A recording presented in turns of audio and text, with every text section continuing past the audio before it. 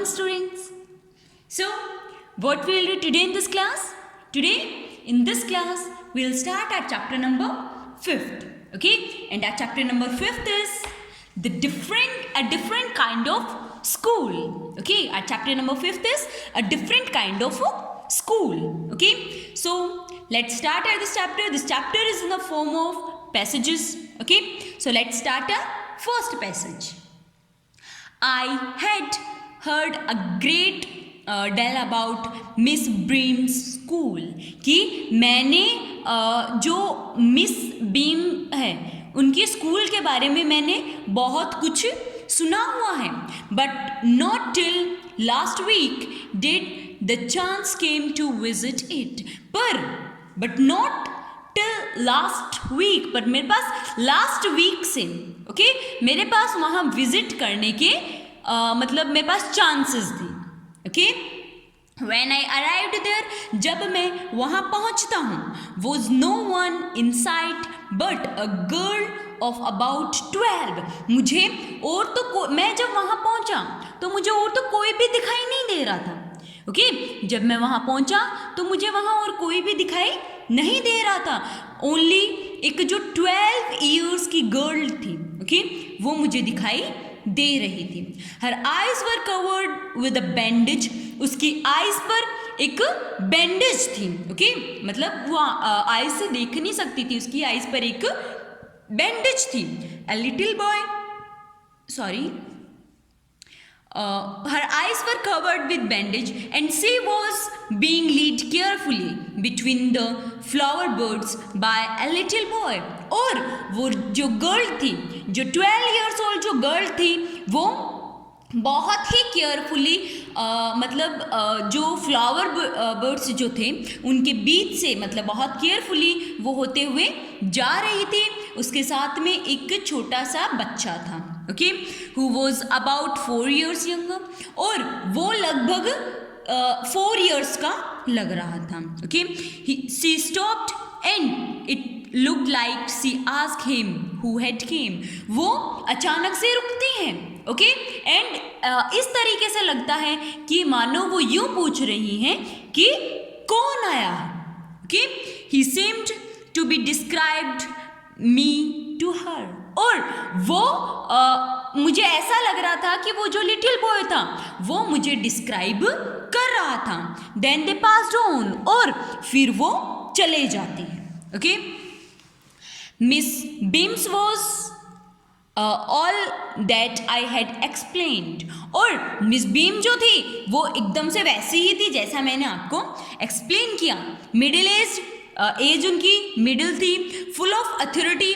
वो एकदम से मतलब उनकी जो पर्सनैलिटी पावर थी वो बहुत ज़्यादा मतलब वो उससे फुलफिल थी. येट काइंडली एंड अंडरस्टैंडिंग, और वो बहुत ज़्यादा काइंडफुल थी. एंड वो एक दूसरे मतलब वो किसी को भी बहुत अच्छे से समझ सकती थी. Her hairs were being to turn grey. उसके जो हेयर्स जो थे, okay, her hairs were being to be turn grey. उसके हेयर्स जो थे वो ग्रे कलर में मतलब टर्न हो रहे थे.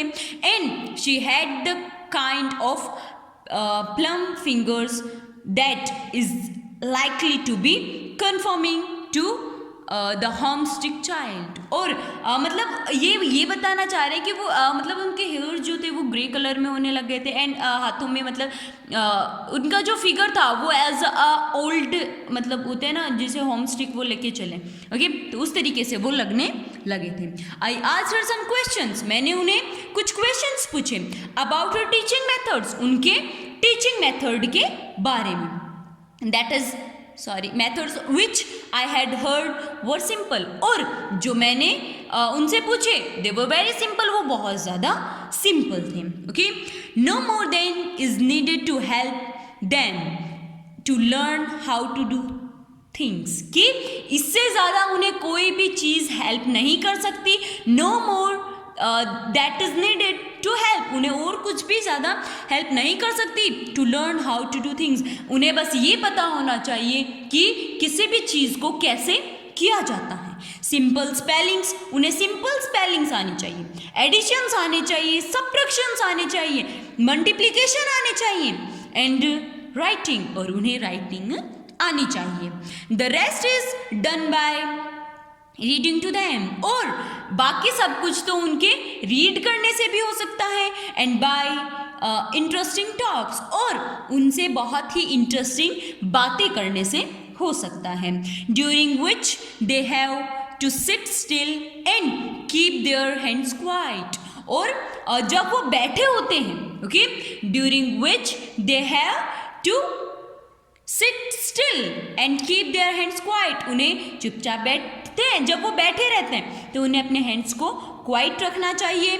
There are practically no other lesson, और इनके अलावा हमारे पास प्रैक्टिकली और कोई भी लेसन नहीं है.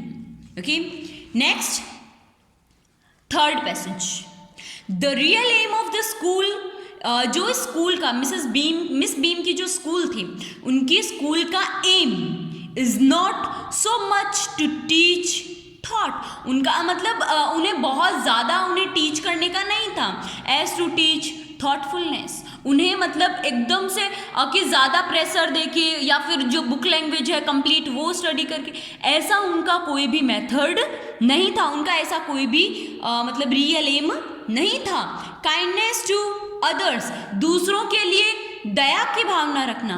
एंड बीइंग रिस्पॉन्सिबल सिटीजन, और उन्हें एक रिस्पॉन्सिबल सिटीजन रखने का ही उनका इंटेंशन था.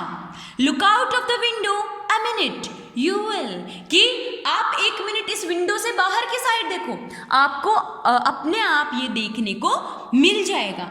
आई वेंट टू द विंडो, मैं विंडो के पास गया. which overlooked a large garden and a playground at the back. उस विंडो के पीछे एक बहुत ही बड़ा प्लेग्राउंड था. ओके, बहुत बड़ा प्लेग्राउंड, या बोल सकते हैं एक बहुत ही बड़ा गार्डन था. Okay, What do you see? आपने क्या देखा? Miss beam asked. Miss beam जो है वो पूछती है कि आपने क्या देखा. What do you see? आपने क्या देखा? I see some very beautiful grounds. I see some very beautiful grounds. मैं देख रहा हूँ बहुत ही सुंदर ground. I said, मैंने कहा. And a lot of jolly children, और बहुत ही अच्छे अच्छे प्यारे प्यारे मस्त मस्त बच्चे देख रहा हूँ. इट पेन्स मी, ये मुझे पेन करता है. To see that they are not also healthy and active looking, और ये मुझे बहुत ज़्यादा पेन करता है कि ये सब लोग हेल्थी नहीं हैं. ओके, और ये एकदम से अट्रैक्टिव लुकिंग नहीं है. When I come in, जब मैं अंदर आया, I saw one poor little girl. मैं जब अंदर आया तो मैंने एक बहुत ही मतलब बेचारी एक लड़की को देखा, being lead about, जो कि लीड कर रही थी. She has some trouble with her eyes, और उसके मतलब आइज से कुछ मतलब उसे प्रॉब्लम थी. Now I can see, लेकिन अब मैं देख सकता हूँ. Two more with the same difficulty, ऐसे ही दो और भी हैं जिनमें सेम यही डिफिकल्टी है. And there's a girl with a crutch watching the others at play, और मैं ऐसे एक और लड़की को देख रहा हूँ जो खेल नहीं सकती, वो ओनली दूसरों को खेलते हुए वो देख सकती है. उसने अपनी मतलब हाथों में उसने कुछ वुडन पकड़ा हुआ है, लेकिन वो खेल नहीं सकती, वो शायद लैम पर्सन है. Okay, she seemed to be a hopeless crumple, और वो मुझे एकदम से हॉपलेस लग रही है कि वो बिल्कुल भी नहीं खेल सकती, ऐसा वो हॉपलेस वो लग रही है. Okay, so this was all about this class. If any student is having any problem or any doubt related to this chapter, you can ask to me. Okay, so bye.